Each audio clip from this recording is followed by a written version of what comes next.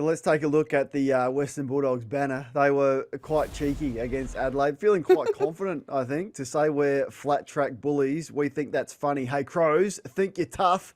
Give us your lunch money. Well, the reality is you are flat track bullies. Like, the record just says that you are.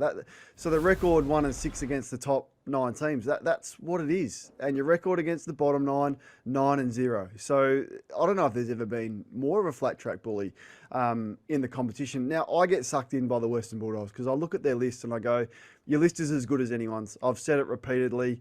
Others argue with me that the bottom 6 at the Western Bulldogs isn't strong, but look at the bottom 6 of Adelaide, look at the bottom 6 of Collingwood, look at the bottom 6 of whoever, and there's clearly going to be some vulnerabilities there.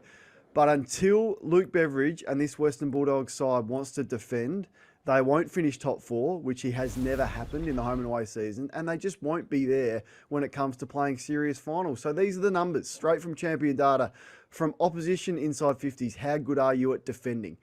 Now, you've got to be top 6 to make the grand final. And now they did it in 2021. They were 6th and they made the grand final. In 2016, they were 3rd. But far too often, they rank right down the bottom in this stat. And we saw it again yesterday against good opposition.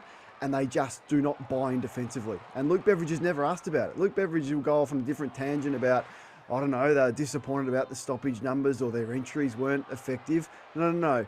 The problem is you don't rate as a coach defence. And to think that the Western Bulldogs, with all this talent in their side, after round 18 is sitting outside of the 8 is unbelievable. It is. They've got 4 of the top 5 players in the league. And to think that they could not be in the top 8 just blows my mind. And it was on display again yesterday with these easy walking goals that we saw. Now they'll storm home, Sarah. I've seen the fixture. No one has been more blessed with the fixture. They're all at Marvel, and there's some great opportunities for them. So Essendon, Melbourne, West Coast, and Fremantle at home. You think they win those 4, and then we'll see what happens when they go to the MCG and Brisbane next week. So they're going to make the 8 off the back of that draw. But are they going to be there on prelim final weekend? I think you are what your record says you are. And until he wants them to defend, that's where they'll be. Did the Dogs bite too early when it comes to the coach, Luke Beveridge, and his contract extended until the end of 2027? Because you've got some serious question marks there, and I guess the data does back it up.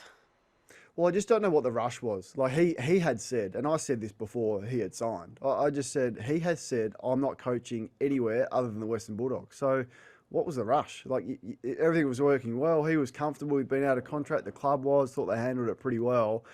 And then because they have a pretty good record against the bottom 9 teams, they rush into an extension, and he was nice to everyone. And I think that sort of lured them into a different softening of Luke.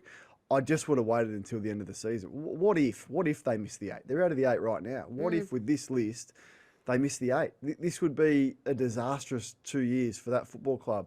No club has more and delivered less than the Western Bulldogs. Now, I think they make the finals. I can see them winning a final, but I just wanted a bit more information after such a long period of time and underperformance certainly in the last 4 years.